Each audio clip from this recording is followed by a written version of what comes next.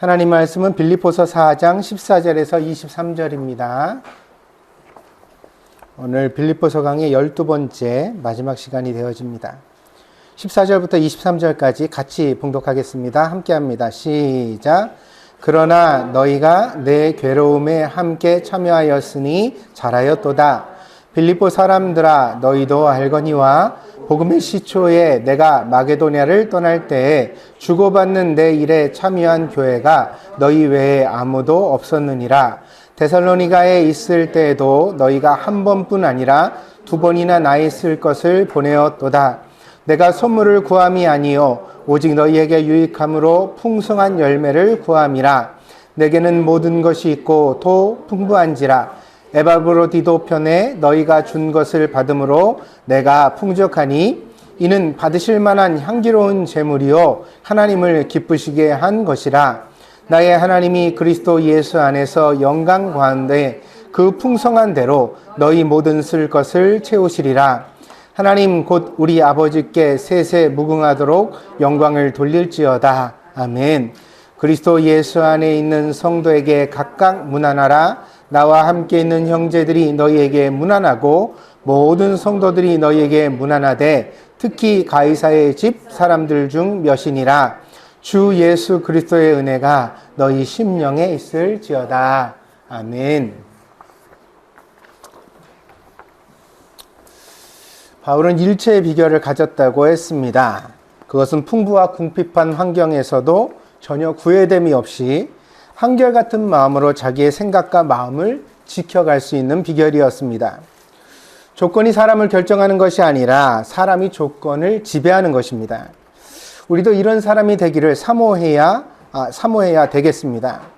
가난하다고 낙심하거나 원망하지 말고, 부유하다고 과시하거나 거만하지 말고, 언제나 예수님을 본받아 온유하고 겸손한 마음으로 하나님을 영화롭게 섬겨가는 그런 신자가 되어야 하겠습니다. 그런 사람이 되는 비결의 가장 중요한 요인은 무엇입니까? 사랑입니다. 우리 마음에 하나님을 향한 사랑과 이웃을 향한 사랑이 있어야만 합니다. 아니, 사랑이 있는 정도가 아니라 날마다 더 열정적으로 불타오르는 그런 사람이 되어야만 합니다. 이 설교가 참 중요한데 사람들이 들어주지를 않습니다. 돈이 없다, 지식이 없다, 혹은 교양이 없다, 혹은 자기 자존심이 좀 상했다는 것에 대하여서는 얼마나 중요한 문제로 여기고 마음을 써서 그것을 챙겨가는지 모릅니다. 그런데 정작 사람들에게 우리 안에 사랑이 없습니다 이렇게 설교를 하면 그것에 대하여 별로 반응이 없습니다. 당연한 것으로 여기기도 하고 대수롭지 않게 생각하는 사람들이 참 많습니다. 오늘 이 설교를 듣는 여러분에게 묻지 않을 수 없습니다. 여러분은 여러분 자신을 진심으로 사랑하십니까? 여러분, 여러분의 가족들, 배우자, 자녀들을 사랑하십니까? 여러분은 여러분의 부모를 진심으로 사랑하십니까? 우리가 사실은 사랑하기 때문에 상처도 많이 받거든요. 그래서 많은 사람들이 어떤 섭섭하거나 자기 인생이 지워지지 않는 어떤 인간관계의 상처를 가지고 있을 때 가까운 사람들일 때가 많단 말이에요. 진심으로 사랑하고 있느냐? 당신의 친구들과 이웃들을 진심으로 사랑하십니까? 사랑은 자아의 확장이라고 설명드렸습니다. 나를 사랑하지 못하는 사람은 진정한 사랑을 시작할 수 없습니다. 왜냐하면 나조차 못마땅하고 마음에 안 드는데, 내가 사랑이 안 되는데 누구를 사랑할 수 있겠냐는 거예요. 사랑이라는 것은 수많은 단점과 허물을 넘어서는 거거든요. 요한일서에서 사도 요한이 뭐라고 설명하냐면 사랑은 허다한 죄를 허물을 덮는 이라 그랬어요. 완벽해서 사랑하는 것이 아니라 그 사람이 부족한데도 불구하고 그 결함을 내가 채워줘가는 과정이 사랑이라는 거예요. 그래서 하나님이 우리를 가장 많이 사랑하시죠. 왜요? 우리는 한없이 부족하고 하나님은 우리의 부족을 한없이 채워주시는 분이기 때문에. 하나님이 우리를 그렇게 지으셨고 우리에게 그럴 수 있는 능력을 주셨습니다. 근데 이제 여러분 생각해 보세요. 내가 나를 사랑하지 못한다면, 나 자신에 대해 진심으로 사랑하지 못한다면 남의 허물, 단점, 부족함에 대하여 내가 어디까지 용서하고 받아들여 줄 수 있겠는가? 그 자기와의 화해가 안 된 사람이 인간관계에 문제를 겪게 되는 거예요. 왜냐하면 할 수 있는 만큼만 사랑해 가다가 곧 실망하거든요. 그래서 그 사람을 탓해요. 그 사람이 어떻게 해서 저렇게 해서 나는 상처받았고 더 이상 사랑할 수 없고 내 인간관계는 이렇게 됐다라고 말하지만 실제적으로 내재되어 있는 근본적인 문제는 내가 그 사람을 알아갈 때 그 사람에게 그런 결점이 있는 걸 처음부터 어느 정도 알았어요. 그런데도 불구하고 다른 좋은 장점들을 이해하고 사랑한 거거든요. 그건 연애를 할 때도 마찬가지고 친구를 사귈 때도 마찬가지예요. 근데 이 사랑이 성숙하지 못한 사람들의 특징이 뭐냐면 좋을 때만 사랑하는 거예요. 내가 그걸 용납해 줄 수 있을 때, 나의 마음에 들 때, 장점이 부각될 때는 사랑하지만 그 단점이 드러나고 허물이 드러날 때 못 참는 거죠. 그래서 인간관계가 좁아져요. 깨져요. 근데 친구를 덜 사귀고 인간관계 속에 조금 외롭게 지내는 건 인생에서 그렇게 큰 문제는 되지 않아요. 근데 뭐가 문제가 되냐면 나의 부모, 나의 배우자, 나의 자식을 사랑하는데도 역시 같은 기준이 적용된다는 게 문제예요. 뭐냐? 내 맘대로 될 때, 내가 주는 옷 입을 때, 내가 보내는 학교 갈 때, 내가 시키는 대로 학원 다닐 때는 이쁘고 사랑하기가 좋은 거예요. 근데 언젠간 그게 안 되는 때가 오거든요. 나랑 다른 의견을 말하고, 다른 생각을 말하고, 지멋대로 하고.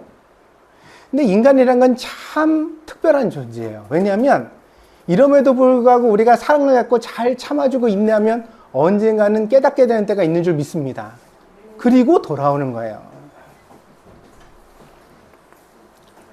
그래서 성경에도 뭐라고 말하냐면 돌아온 탕자 이야기를 예수님이 하시잖아요. 그러니까 죄가 없는 사람보다 오히려 죄를 짓고 회개한 사람이 하나 돌아올 때 천국에서는 더 큰 잔치가 벌어진다 이렇게 말씀을 하시잖아요. 이 죄라는 것이 악의적인 죄도 있지만 인간이 가지고 있는 근본적인 결함, 약함으로 인해 발생하는 죄도 있거든요.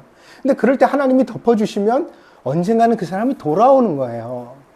마치 집 나갔던 탕자가 뉘우치고 아버지 집에 돌아오는 것처럼. 그래서 모든 사랑이 다 보상받는 건 아닙니다.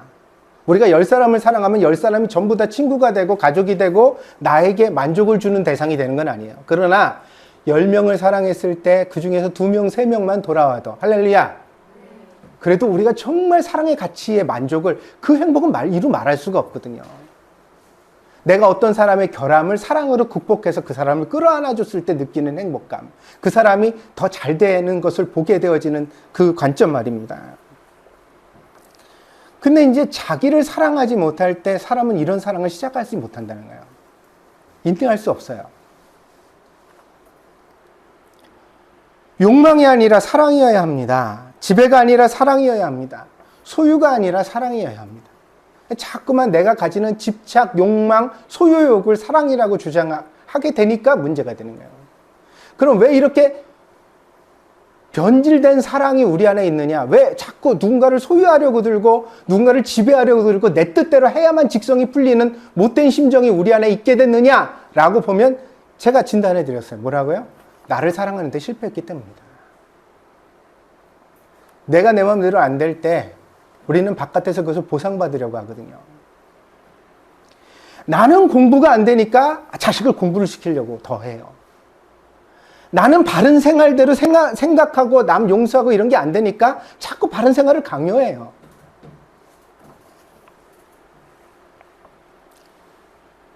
하나님과 우리의 교제는 우리 자신을 다시 발견하게 합니다. 그런 의미에서 중생 혹은 거듭남이라는 성경의 용어는 참 적절한 표현입니다. 성경에서 다시 태어난다고 그러니까 우리가 종교적 인간으로 태어나는 거. 그래 막 신령한 세계가 눈이 열려가지고 하늘이 보이고 어떤 기도를 막 유창하게 하는 것을 거듭남이라고 이해하는 신자들이 있는데 틀렸어요. 성경이 말하는 거듭남 중생의 근본적인 의미는 내가 세상에 태어난 이유를 이해하게 되고 나를 사랑하게 되는 것. 그래서 나 자신을 적절하게 사용할 줄 아는 사람이 되어지는 거예요. 여러분에게 누구나 다 하나님이 24시간을 주시거든요. 인생의 60년이라고 치면 얼마나 긴 시간이에요? 근데 그 시간 동안 여러분이 덕을 세우고 누군가를 사랑하고 보람을 거두는 일에 여러분 자신을 사용하고 있느냐는 거예요. 만약에 똑같이 준 건강과 시간을 가지고 노름하고 술 먹고 방탕하고 누군가를 욕하고 미워하고 여러분 마음속에서 분노하면서 인생을 낭비하고 있다면 이거야말로 하나님이 원하시는 인생이 아닌 거죠. 복음은 뭐예요? 복음은 하나님이 원하시는 여러분의 인생으로 돌아오게 하는 거예요. 그 돌아온 인생이 하나님만 행복한 건이 아니에요. 무슨 하나님이 무슨 폭군 같은 신이에요? 하나님께 돌아온다는 것이 여러분 자신을 사랑하고 만족하고 행복하고 여러분이 가치 있게 되는 그 길을 말하는 거예요. 왜? 하나님이 여러분의 창조이시기 때문에. 그래서 나를 사랑하는 것으로부터 기독교적 복음이 시작되어집니다. 나에 대해서 진심으로 화해하고 이해하고 사랑할 수 있는 것. 이 은혜가 확장되어서 우리는 가족을 사랑하고 이웃을 사랑하는 것입니다. 여러분 교회 안에 들어와서요, 은혜 받은 성도들이 예전에 저 어렸을 때는 교회 다니는 걸 그렇게 집들이 반대를 했는데 이유가 제사 안 지낸다고 남편 술 못 먹게 한다고 뭐 그런 걸로 그랬어요. 근데 그때는요 어떤 일이 생겼냐면요, 남편들이 막 술 먹고 들어와가지고 교회 다닌다고 부인을 때리기도 하고 막 살림살이를 부시기도 하고 이런 일이 있었거든요. 그런데도 불구하고 계속해서 교회를 나가요. 그리고 기도를 해요. 그래서 그 집이 나중에는 다 교회에 다니게 되어지는 그런 큰 은혜 능력들이 나타나서 오늘의 한국교회가 만들어진 겁니다. 근데 그럴 때 부인들이 하는 말을 제가 듣고 이상하게 생각한 게 있어요. 뭐냐면 남편이 막 그렇게 폭행을 일삼고 가정에서 폭력을 행사하는데 거기서 이 부인이 뭐라고 얘기를 하냐, 이렇게 얘기를 하는 거야. 하나님이 나 같은 죄인도 사랑해 주셨는데 내가 그래도 남편을 위해서 기도해야 되지 않겠습니까? 난 이게 이해가 안 갔어요. 무슨 말이야? 저 경찰에 신고해야지. 저 유치장 깜빵에 넣어야 될 인간을 갖다가 남편이라고 저 감싸고 이해해 주려고 하는데 난 저게 무슨 얘기지? 난 이해가 안 갔어요. 근데 내가 신앙생활을 해오고 오늘 목사가 되어서 보니까 이해가 가는 부분이 생겼어요. 뭐냐면 여기서 관점은 하나님이 나를 사랑하신다는 것에 대한 확신이에요. 내가 이렇게 부족함에도 불구하고 하나님이 나를 사랑하셨다는 것에 대한 깨달음이 남편이 술을 먹고 줄주정하고 나쁜 성격을 일삼는데도 불구하고 그를 이해할 수 있는 어떤 조금의 빌미, 자신감, 근거가 되어줬던 거예요. 그래서 오늘 제가 이걸 가만히 생각해 보니까 무슨 생각이 드냐면 진짜 사랑을 깨달은 사람만이 사랑할 수 있는 거구나, 좀 넉넉하게. 은혜가 확장되어서 내가 나를 사랑하듯이 내 가족을 사랑하고 이웃을 사랑해 가는 것입니다. 만약 우리에게 자신을 용서하거나 가족을 사랑하는 것에 어려움이 있다면 그것은 환경과 정서의 문제가 아니라 우리가 좀 더 깊은 신앙으로 들어가지 못한 것에 대한 증거입니다. 왜냐하면 우리가 그리스도를 영접할 때 예수님은 우리 안에 샬롬으로 찾아와 주시는데 우리가 불화했던 모든 것을 먼저 다 용서하게 하세요. 예수님이 우리 안에 들어오신 증거가 그거예요. 맺힌 게 풀어져요. 우리가 오랫동안 해결되지 않았던 우리 안에 그 응어리진 것들이 하나 둘씩 풀려나가는 것을 경험하게 된다는 것입니다. 그래서 참된 신앙은 우리를 온전하게 합니다. 우리는 이 문제를 두고 지속적으로 기도해야 마땅합니다. 일체의 비결을 가지게 해달라고. 우리도 예수 안에서 그분의 사랑으로 충만해져서 어떤 형편에든지 흔들림이 없이 자기다운 인생을 걸어가는 사람, 그런 사람 되게 해달라고. 진심으로 나 자신을 사랑하고 가족을 사랑하고 이웃을 사랑하게 해달라고 우리가 진짜 기도해야 합니다. 그 기도의 시간을 되게 중요시하는 사람들이 있어서 뭐 하루에 몇 시간을 기도하냐, 몇 번 기도하냐 이런 얘기를 있었는데 저는 평생을 신앙생활을 해왔거든요. 모태신앙으로 태어나서 지금까지 교회를 떠난 적이 없이 살아왔는데 제가 평생 기도 생활을 하면서 깨닫게 된 바는 얼마나 많이, 얼마나 길게, 얼마나 집요하게 기도하느냐 보다는 우리가 하나님의 뜻을 잘 헤아려 깨달아서 기도하느냐입니다. 무엇을 기도할 것이냐가 참 중요하다고 생각합니다.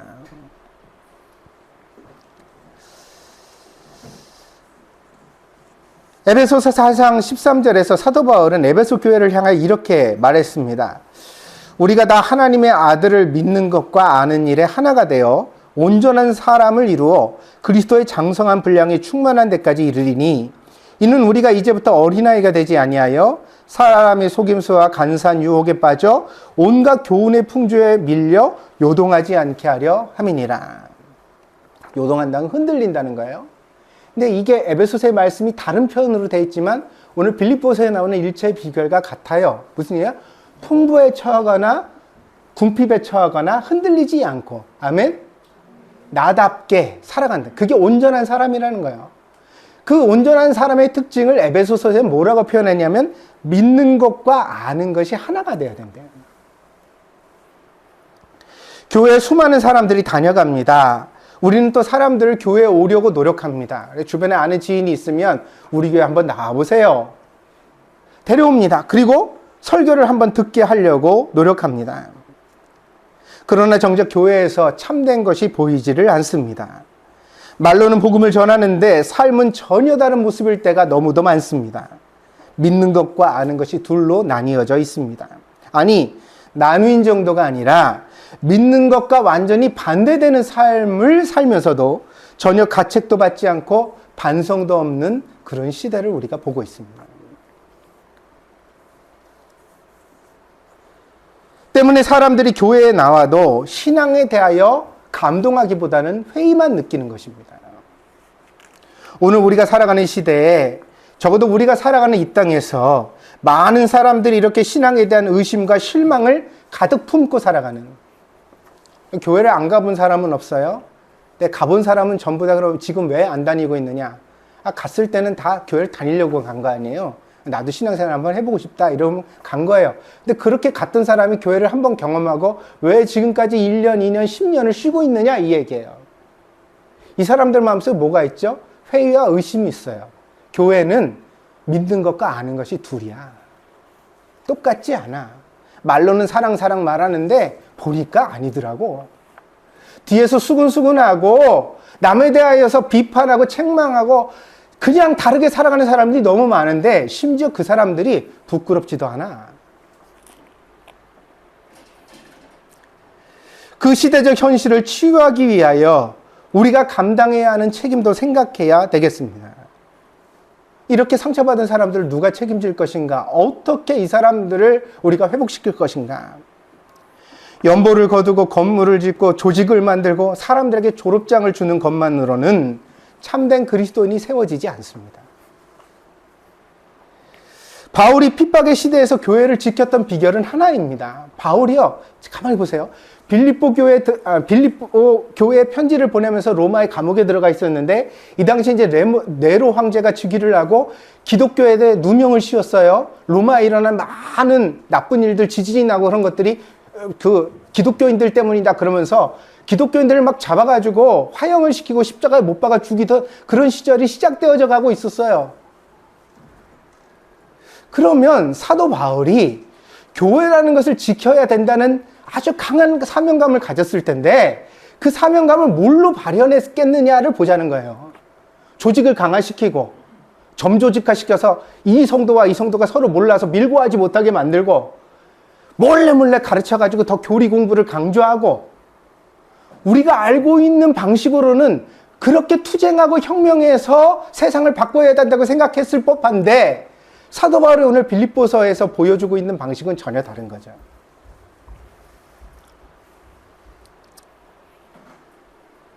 바울은 사람들에게 사랑을 보여주길 원했습니다.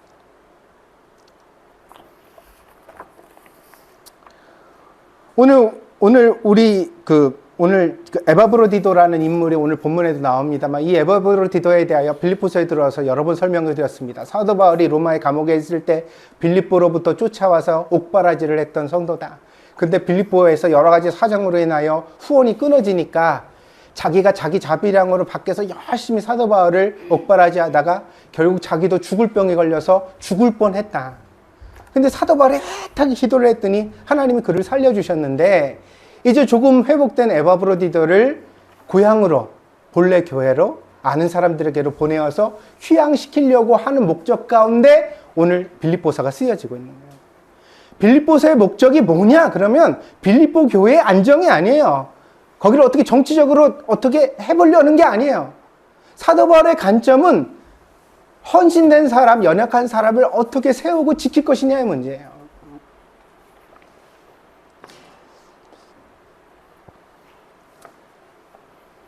사람을 사랑하는 것이야말로 교회의 본질적 사명입니다. 그리고 우리 신앙의 사명이기도 합니다. 제가 여러분에게 말씀드리는 겁니다. 교회에서 뭐 직분도 좋고 다 좋아요. 성경 공부도 해요. 기도도 열심히 하고. 그런데 사랑이 없어? 그럼 뭐 한 거야 도대체?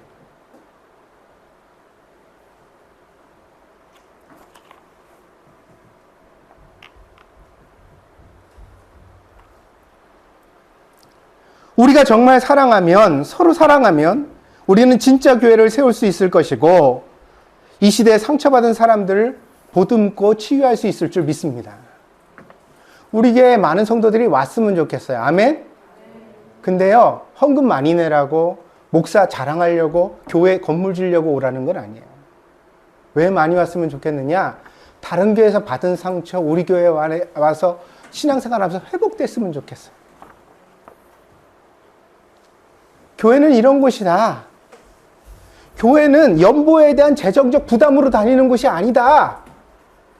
교회는 목사가 두려워가지고 벌벌 떨면서 눈치 보는 곳이 아니다.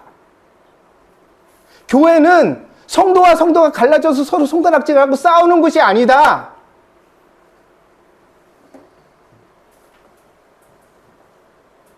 교회는 자기보다 못 배웠다고 무시하고 상처 주고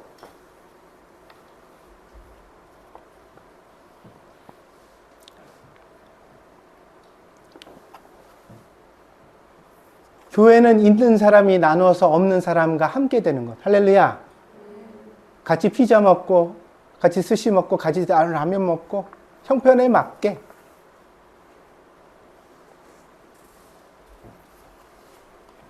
교회는 누군가 아프면 다 같이 아파하는 것. 병든 성도 하나가 있으면 그 사람이 나을 때까지 쉬지 않고 계속 기도하는 것. 교회는 아이 중에 하나가 조금 부족하거나 조금 문제가 있으면 그 아이를 온 성도들이 더 아끼고 사랑하고 끌어안아서 회복시켜주는 것.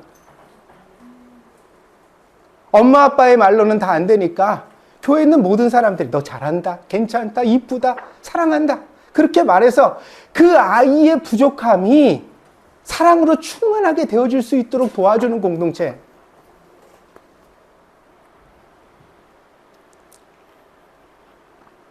사도 바울은 이런 사랑을 빌립보 교회에 전했고 그래서 빌립보 교회는 선교의 기지로 우뚝 설 수 있었습니다. 우리 교회도 이 시대 가운데 하나님께서 역사하시는 일본의 좋은 교회로 세워지기를 원합니다. 이 사명을 위해 여러분은 헌신하시겠습니까? 다른 것을 말하는 것이 아닙니다. 성경을 묵상하고 예배를 드리고 그리고 받은 은혜가 있다면 그 은혜대로 제발 살아가라는 것입니다.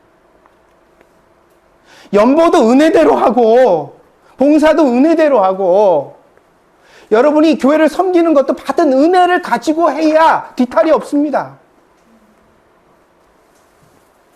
근데 은혜 없이 우리가 이 모든 것들을 종교적 의무로 감당할 때 우리는 했기 때문에 기대하게 되고 내가 이만큼 했는데 왜 나를 안 알아줘? 나에 대한 대우를 안 해줘? 자녀들을 주의 교양과 훈계로 양육하십시오.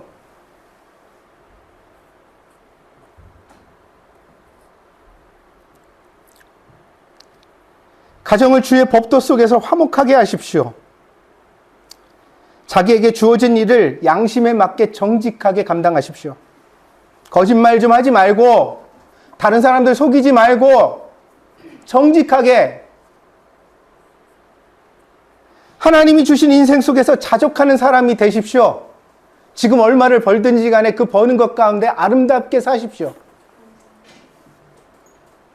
더 좋은 것, 더 많은 것을 주시기를 원하는 건 잘못이 아닙니다. 그러나 문제는 지금도 충분히 우리가 하나님 앞에 은혜 받고 있다는 사실입니다. 하나님이 주신 인생 속에서 자족하는 사람이 되어 항상 감사와 기쁨으로 살아가는 성도들이 되십시오. 그 위에 교회가 세워질 때 비로소 그 교회는 강한 교회가 될 줄 믿습니다. 그럼 교회가 약하다는 건 조직의 문제가 아니란 말이에요. 목사의 설교의 문제도 아니에요. 뭐예요? 삶의 문제예요. 설교는 어느 교회나 대부분 다 좋지. 나쁜 설교하는 교회가 어디 있겠어요? 몇이나 있겠어요? 근데 아는 것과 믿는 것이 다르다니까, 둘이라니까요. 설교는 기가 막히게 해놓고 사는 건 개판들이야, 진짜. 목사 자신이 자기 자식 유학 보내고 뭐 하고 그러느라 주어져 있는 그 교회의 사례비로 만족하지 못하고 어떻게 해서든지 조금 더 가져가려고 깨를 쓰고, 성도들도 사업을 하면 양심껏 안 해. 그러면서도 교회 나와서 가책이 없어요. 회개하지 않아요.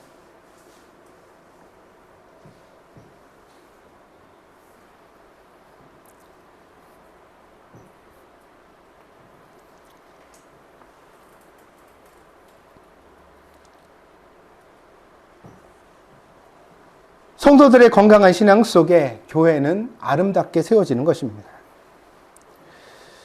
바울이 빌립보서를 썼던 직접적 이유는 에바브로디도를 빌립보 교회에 돌려보내는 일이었습니다. 그 기회에 빌립보 교회에 있는 여러 문제들을 잠잠하게 할 다음 자기를 대신할 목회자로서 디모데를 추천하고 있죠. 디모데가 곧 가게 될 터인데 가면은 아마 거기 가서 나 대신 잘 일을 감당해 줄 것이다. 그러면서 추천을 합니다. 그러면서 이제 얘기를 쭉 나가는데, 제가 얘기 드렸죠. 빌립보 교회가 처음에는 바울을 후원을 많이 했었다고요.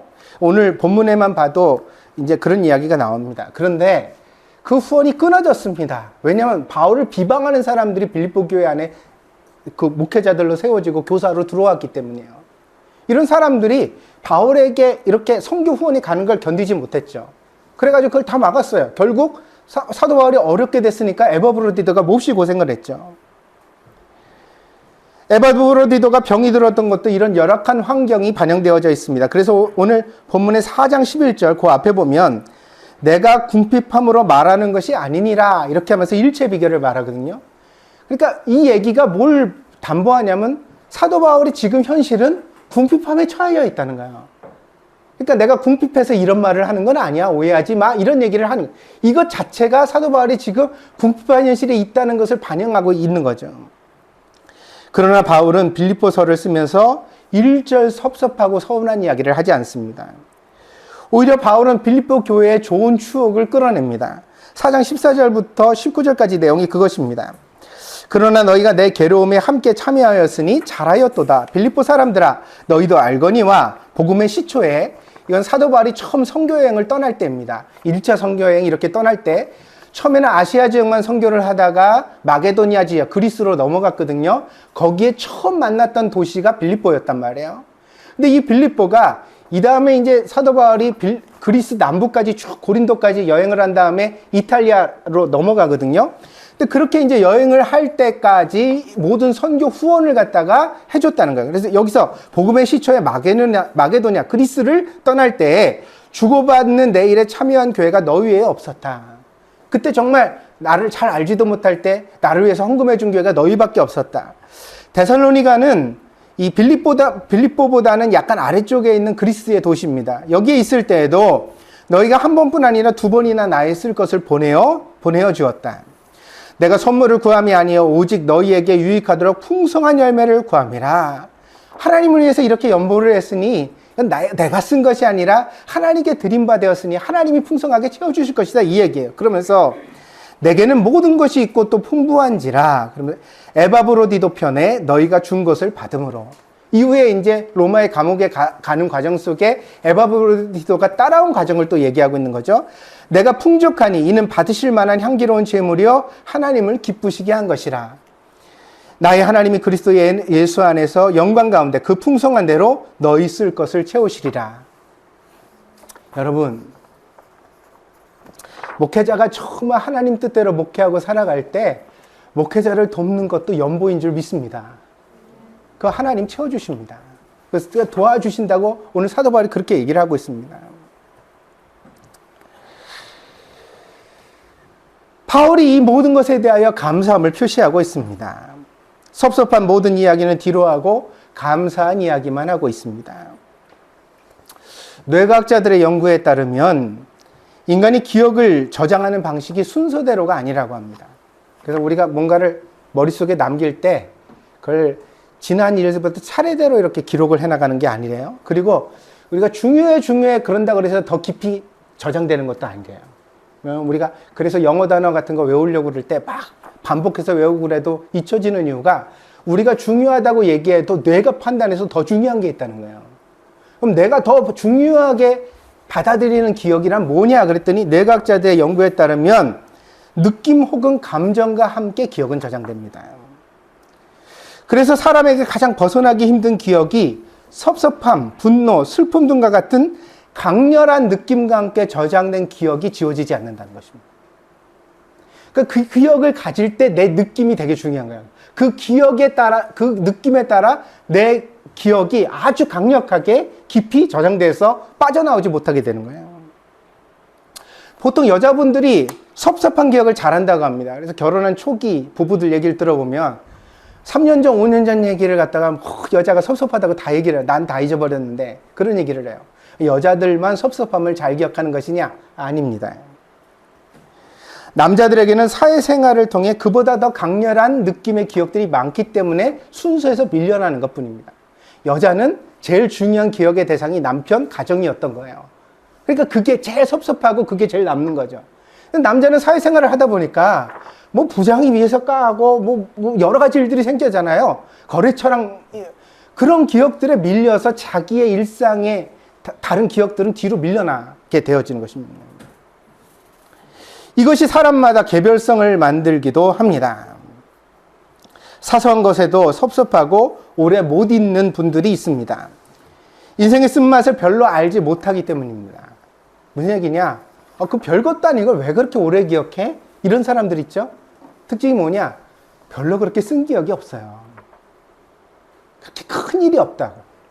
그러니까 그 사소하지만 자기에게는 그게 너무 충격적이고 너무 그 생생한 느낌의 기억이었기 때문에 남아있는 거예요.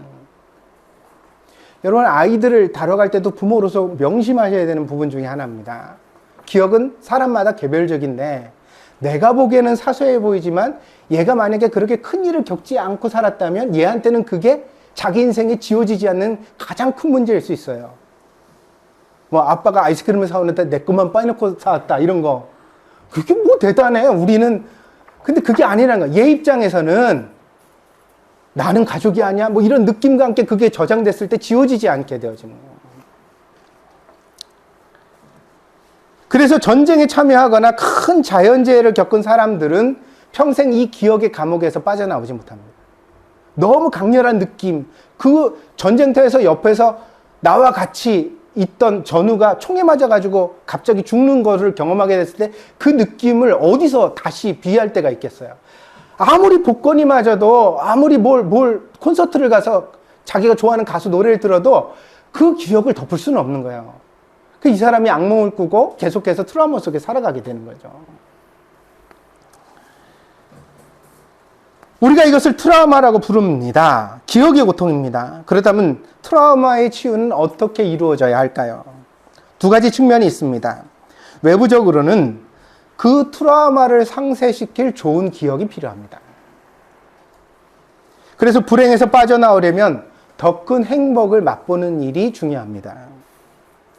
여러분, 교회에서 상처받은 일이 있다면 행복한 교회를 경험하는 것으로 치유될 수 있는 줄 믿습니다.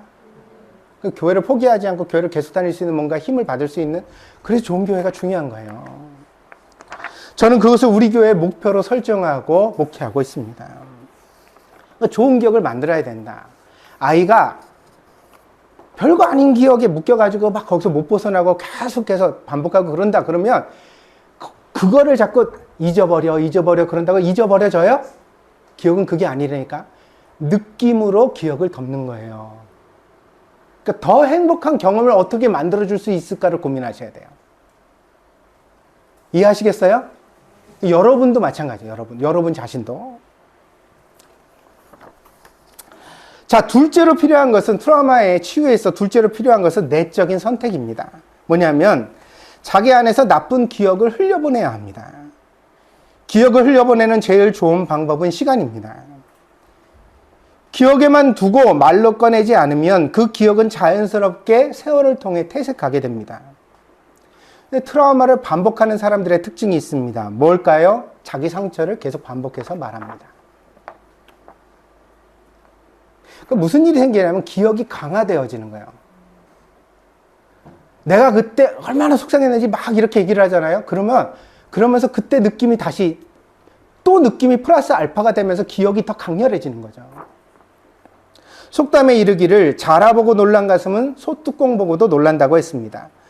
놀랄 일이 아닌데도 놀라는 것, 화낼 일이 아닌데도 화내는 것, 미워할 일이 아닌데도 미워하는 것, 그게 바로 과거의 지배를 받는 사람의 특징입니다. 사람이요, 현실 속에서 판단하고 미래로 나아가야 되는데 과거에 발목 잡혀 있는 사람들이 있어요. 이런 사람들의 특징이 뭐냐면 과잉이에요. 과잉, 감정 과잉. 화낼 일이 아닌데 화를 내. 미워할 일이 아닌데 미워해. 낙심할 일이 아닌데 낙심해.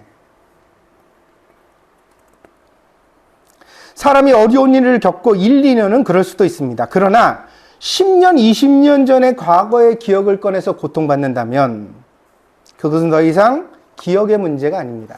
그럼 뭐죠? 선택의 문제예요. 내가 그 고통을 계속해서 선택해 왔다는 거예요. 내가 그 고통을 말할 때마다 사람들이 호응하고 위로하고 공감을 표시해 주는 것에 중독됐던 것은 아닌가? 내가 이런 말을 하니까 사람들이 나를 조금 측은하게 봐주고 나한테 이렇게 말을 좋게 해주고 이러니까 그래 괜찮은 것 같아. 그래서 또 하고 또 하고 또 하면서 나 자신의 근데 이렇게 또 하고 또 할 때 치유가 되면 참 좋은데 미안하지만 나쁜 기억을 다시 말해서 치유가 되는 경우는 없어요. 솔직한 고백을 통해서 감정이 해소될 수 있는데 그거는 객관적으로 보기 위한 과정이에요. 왜냐하면 우리가 어떤 불행한 경험을 할 때 거기에는 나의 주관적인 감정이 개입되어 있거든요.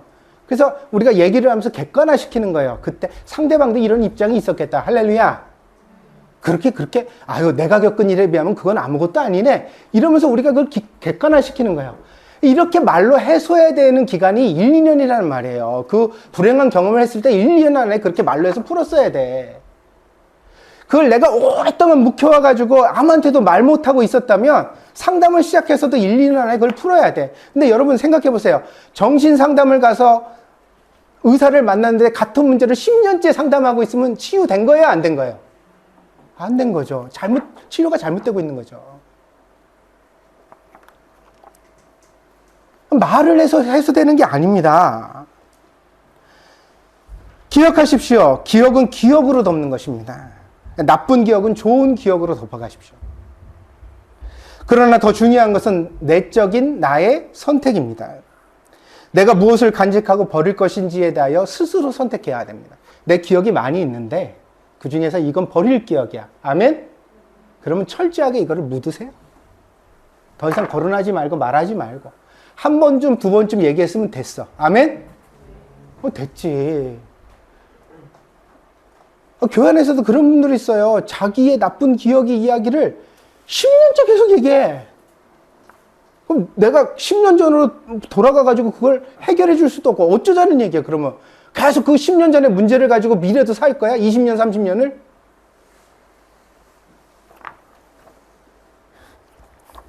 표정들 안 좋다. 고개들 들고 목사랑 눈들 마주치고요.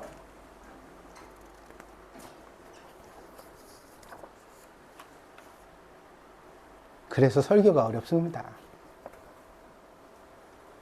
이게 내적인 싸움이거든요. 근데 여러분이요, 여러분 안에 가지고 있는 삶의 방식을 고집해요. 안 버려요. 포기 안 해요. 계속 그렇게 하죠. 근데 목사도 포기하지 말고 그거랑 싸워야 돼. 그게 설교하는 의미야.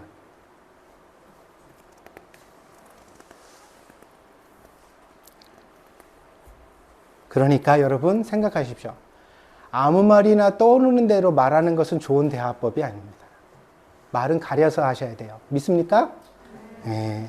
유익한 말, 덕을 세우는 말, 모두가 들었을 때 그 사람들에게 선이 되어지는 말을 골라서 하셔야 됩니다. 믿습니까? 무엇보다도 그 말이 나를 살려야 됩니다.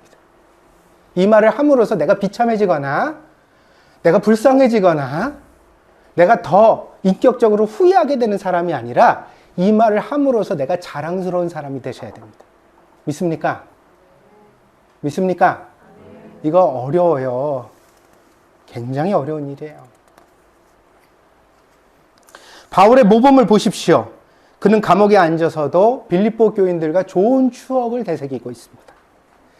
바울의 기쁨은 고통이 없어서 누리는 기쁨이 아니라 무수한 고통 속에서도 하나님을 믿고 신뢰하면서 그 자기 자신이 기쁨을 선택하는 기쁨입니다. 내 인생에 나쁜 일만 있는 건 아니야. 나도 좋은 일이 있어. 할렐루야. 나한테는 이런 희망이 있단다. 나한테 이런 좋은 추억이 있어. 얼마나 감사한지 몰라. 그러니 이 사도 바울의 선택으로 말미암아 생겨나는 기쁨을 아무도 빼앗을 수가 없었다는 거예요. 로마 감옥에 쇠사슬로 묶어놔도 이 사람은 마음이 자유로운 사람이에요.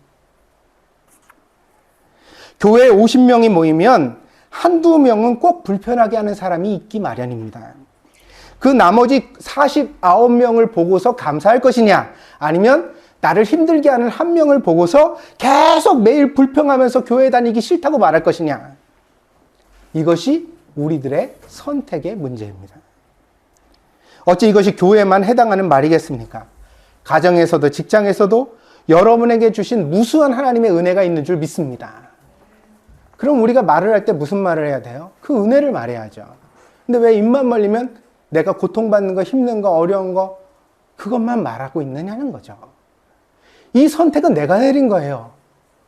이렇게 선택하는 나 자신은 내가 사랑하기 힘들어요. 왜요? 여러분 집에 가서 여러분이 교회에서 말한 것들을 한번 쑥 되돌려서 이렇게 생각해 보세요. 그랬을 때 여러분이 스스로 오늘 내가 참 우리 희원이도 격려하고 우리 가온이한테도 칭찬하고 집사님과 얘기할 때도 내가 참 꽤 괜찮게 말한 것 같아. 오늘 나 대견하다. 할렐루야. 그러면 참 좋겠는데 그 말을 내가 왜 했지? 내가 꼭 그렇게 말했어야 됐나? 왜 그랬지? 그 듣기 싫어하는 것 같던데 내가 이렇게 말할 때 누구누구 집사님 눈빛이 이상해졌던데 혹시 집에 가서 나 미워하는 거 아니야? 내가 이거 풀어야 되는데 어떻게 풀지? 이번 주 또 이거 내가 어떻게 해야 되지? 여러분 생각해 보세요. 이렇게 자신이 느껴질 때 어떻게 내가 프라이드를 가지고 자기를 사랑할 수 있겠느냐는 거예요.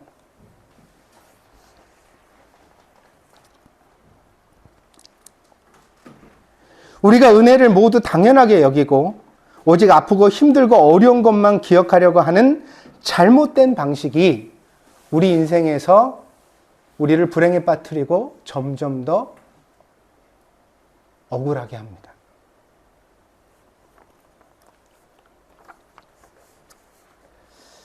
그래서 바울은 빌립보서의 마지막에 이렇게 문안합니다. 4장 23절입니다.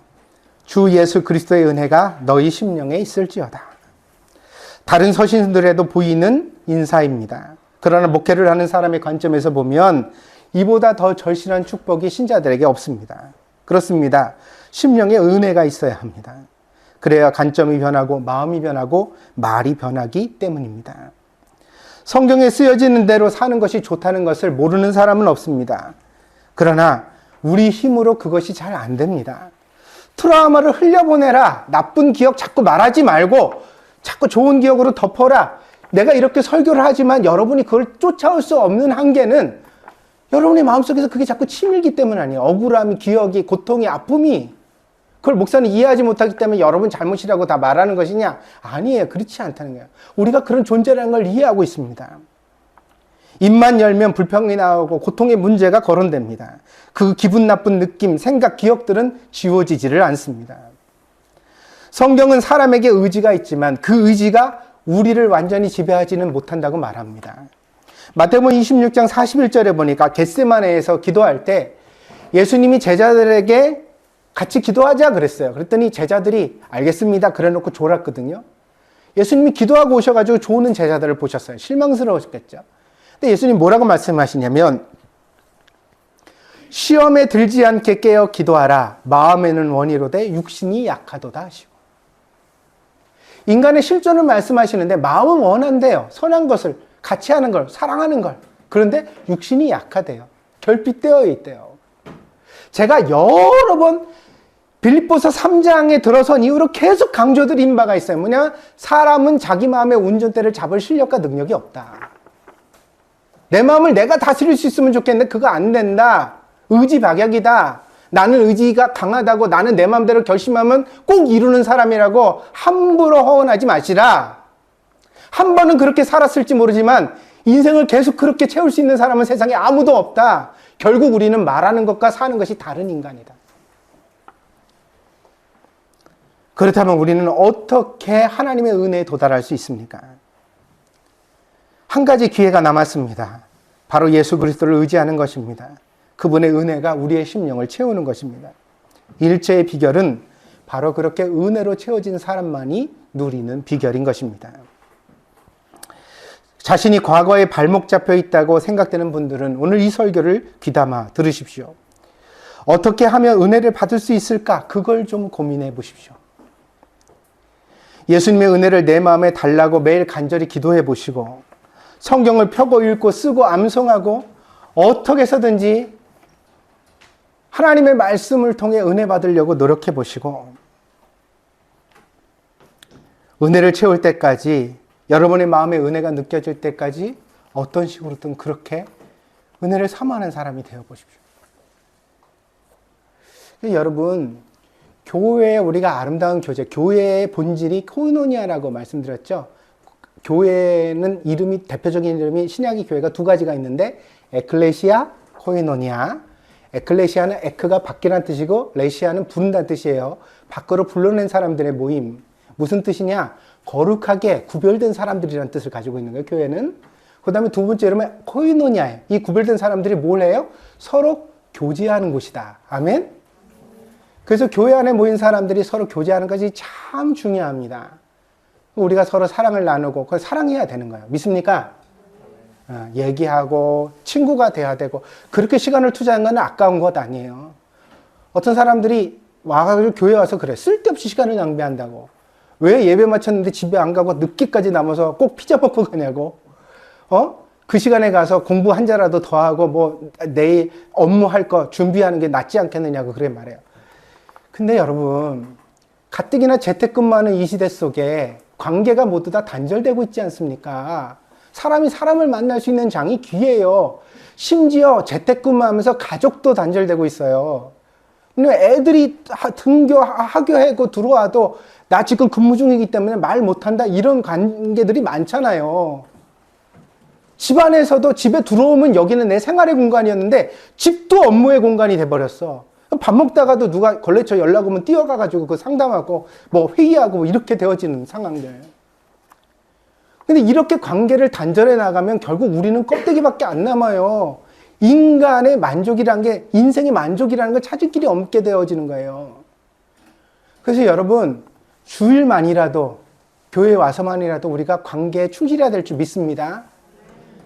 남의 이야기 귀담아 듣고, 그거 굉장히 중요한 거예요. 여러분, 학교에서 못 배워요.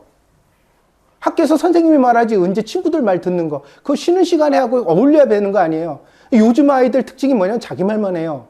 남의 얘기 잘 안 들어요. 왜 그렇게 됐을까? 그런데 관계를 잘 가지는 것이 귀합니다. 교회 안에서 그런 걸 노력해 가셔야 돼요. 그런데 이 좋은 관계 속에서 우리가 또 주의할 게 있는 거예요. 뭐냐면 관계만 좋고 은혜가 없으면 교제는 활달하게 해요, 교회 안에서. 그래서 뭐 먹고 놀러 가고 만나고 따로 모임 가지고 뭐 오늘 오후에도 또 고기 먹으러 가고 좋죠. 나쁘다고 절대 얘기하는 거 아니에요. 진짜 기뻐요, 목사는. 우리 교회가 이런 교제가 회복되고 있는 것이 참 감사하고 기쁩니다. 아멘? 좋아요. 여러분, 남자분들도 그래서 자꾸 하시라는 거예요. 제가 지난번에 설교하면서 뭐 다른 얘기를 좀 하고 났더니 농담처럼 던진 얘기인데 이제 우리 교회 고기 먹는 모임 없습니다. 그랬더니 진짜 없냐 그래. 아니요, 그 얘기가 아니었어요. 그 설교 다시 그렇게 들은 분 다시 리바이벌을 다시 들어보세요. 제가 그럴 줄 알고 녹화해 놨으니까 다시 들어보세요. 그 얘기가 아니에요. 교회는 교제가 점점 더 깊어지고 확대돼야 될 줄 믿습니다. 그런데 교제가, 사람과의 교제가 은혜를 대체하면 안 돼. 은혜가 바탕이 되고 교제가 일어나야 그 교제가 아름답고 선하고 선한 영향력을 미치는 줄 믿습니다. 그걸 말씀드리는 거예요.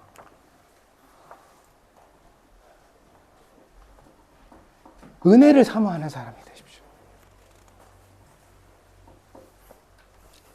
자, 오늘 설교를 시작할 때 여러분이 크게 이렇게 자기 자신에 대해 되돌아보게 됐던 문제가 내 안에 사랑이 있느냐의 문제예요. 근데 그 사랑을 내가 억지로 채울 수는 없어요. 그럼 오늘 빌립보서의 결론은 뭐냐? 너희 심령에 주 예수 그리스도의 은혜가 있을지어다. 할렐루야.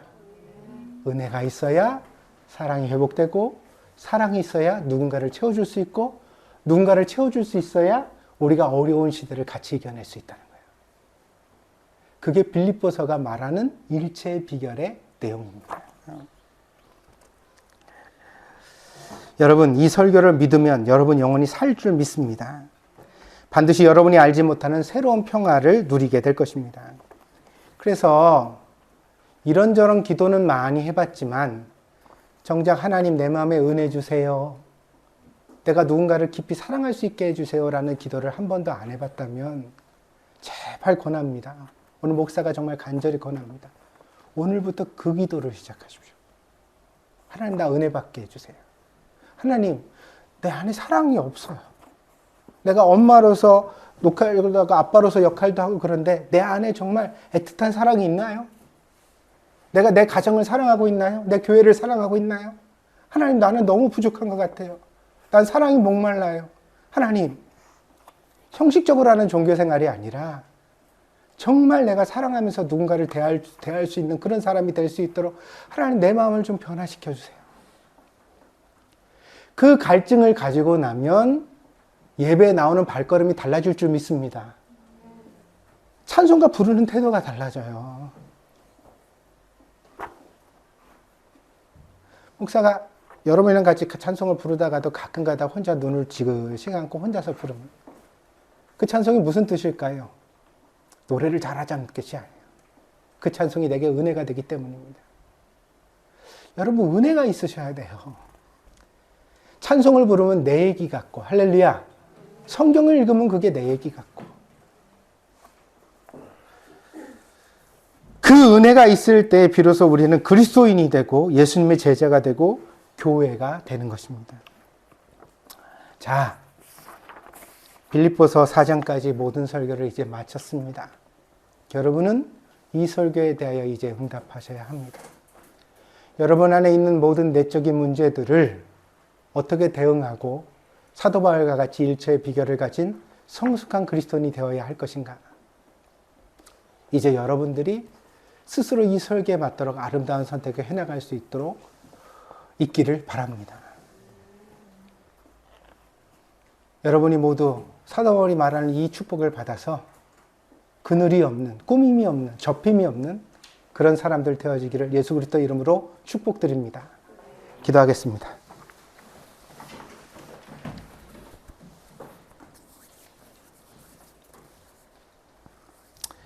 어린 시절에는 아무것도 몰랐습니다. 그러나 살아가며 내 안에 켜켜이 묵은 때가 쌓여갔습니다.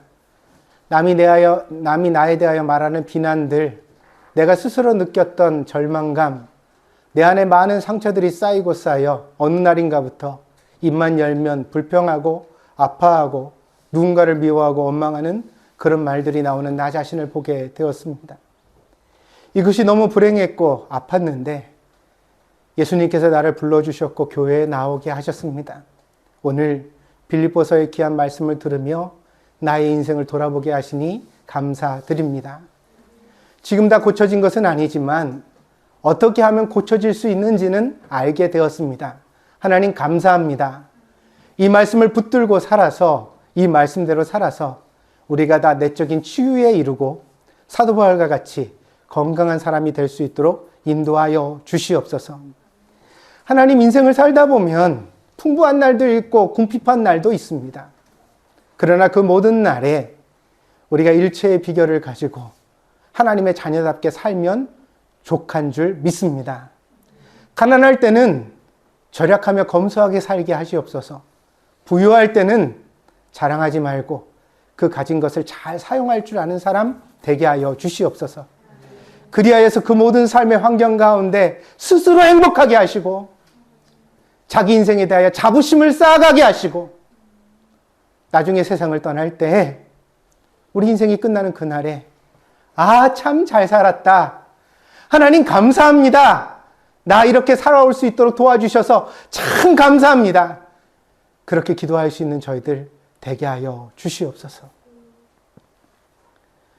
하나님, 우리 동경드림교회도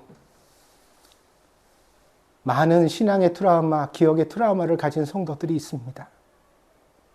저들이 무슨 기억 속에 그렇게 많이 아파하는지 목사지만 저는 다 헤아리지 못합니다.